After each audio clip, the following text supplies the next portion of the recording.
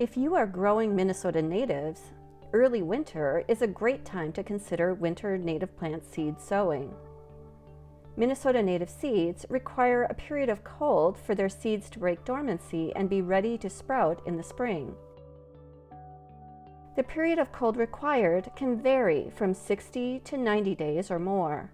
Therefore, plant seeds between late fall, after the first hard frost, up to early winter to allow enough time for the cold stratification process. There are two main approaches to winter native seed sowing: direct seed sowing and container sowing.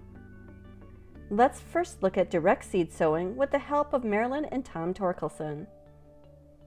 First, create your seed mixture. You can use seeds you gathered from your own garden or seeds that you've purchased from native plant nurseries. Remember to formulate your mixture based on your target location's light, moisture, and soil requirements. Add sand to the seed mixture.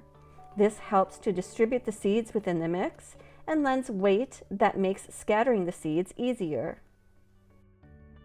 Next, scatter the seeds in your target planting location. Ideally, choose a day that is not too windy. To prevent seeds from blowing away or being eaten by birds or critters, cover them with snow. You can use a rake to tamp them down into the snow and then rake additional snow on top. Alternatively, scatter your seeds before a snowfall and then let Mother Nature do the work of covering the seeds for you. Direct sowing is an ideal way to cover large areas quickly and easily. However, if you want to have more control over which wildflower gets planted where, consider container sowing. In container sowing, you plant seeds in containers, which then sit outside over the winter. The containers act as mini greenhouses, allowing the seeds to cold stratify and the young plants to germinate in a more controlled environment. You can then transplant them to exactly the spot in the landscape that you wish. So here are some of the materials that we're going to need for this project. First off, we have our milk jugs. Now we want to have the translucent milk jugs, not the opaque ones. We do want light to be able to get through. So first I'm going to punch the holes in the bottom of the jug. We want enough for some good drainage. We cut this so that we have a deep enough planting area, but we still have a hinge so that we can get the dirt and seeds in there right now. And come spring, we can get the plants and seedlings back out. The next thing we're going to do is get our potting soil ready.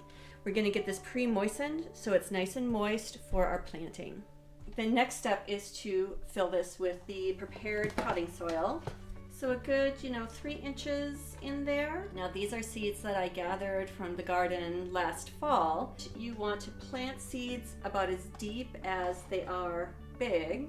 So I'm going to push this down just a little bit into the soil and let's get that labeled. I'm just going to use some duct tape here to wrap this up.